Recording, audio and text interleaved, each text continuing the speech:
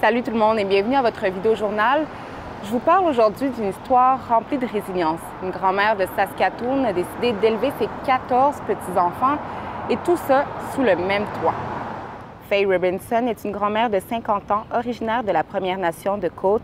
Elle élève ses 14 petits-enfants depuis que ses 5 enfants ont sombré dans la dépendance. L'année dernière, le fils aîné du couple a été tué par balle à Regina. Sa conjointe enceinte de 8 mois est décédée d'une surdose la veille et le fils cadet de la famille est décédé d'une défaillance cardiaque causée par sa consommation de drogue. Mais malgré tous ces moments difficiles, elle et son conjoint n'ont pas hésité une seconde à prendre en charge l'éducation de leurs 14 petits-enfants. Évidemment, ça fait beaucoup de bouche à nourrir. La famille dépense près de 3 500 $ pour l'épicerie chaque mois et le transport aussi est un problème. La grand-mère organise d'ailleurs une levée de fonds pour acheter une camionnette qui pourra transporter les enfants, mais aussi 2 de ses propres filles qui ont trouvé le chemin de la sobriété.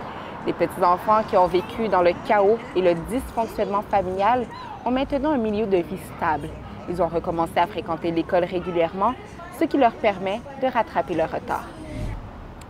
Quand on parle de crise du logement, on pense souvent à des grands centres de la Saskatchewan, mais parfois, les petites municipalités rurales peuvent aussi vivre ce phénomène et c'est le cas de la communauté fransaskoise de Gravelbourg.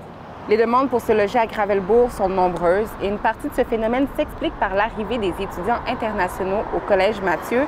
Le problème, c'est qu'il y a plus de demandes dans la ville, mais il n'y a pas plus de logements. Le président-directeur général du Collège Mathieu, Francis Kassongo, dit que le Collège Mathieu doit même solliciter l'aide des résidents de Gravelbourg pour que les étudiants puissent être logés. La ville est consciente du problème, mais manque de ressources financières pour construire des logements ou même rénover des bâtiments existants. Selon Paul Boisvert, un conseiller de la ville, une piste de solution, ça serait que la communauté mette sur pied une coopérative pour construire des maisons. Et en terminant, il fera chaud cette semaine, très chaud. Environnement et Changement climatique Canada a émis des avertissements de chaleur dans plusieurs régions de la Saskatchewan, surtout dans le nord de la province. Et toute cette chaleur n'aidera pas la fumée provenant des feux de forêt incontrôlés dans l'Ouest canadien. D'ailleurs, Environnement Canada prévoit une mauvaise qualité de l'air pour Buffalo Narrows, Estevan, Prince-Albert, Regina et Saskatoon.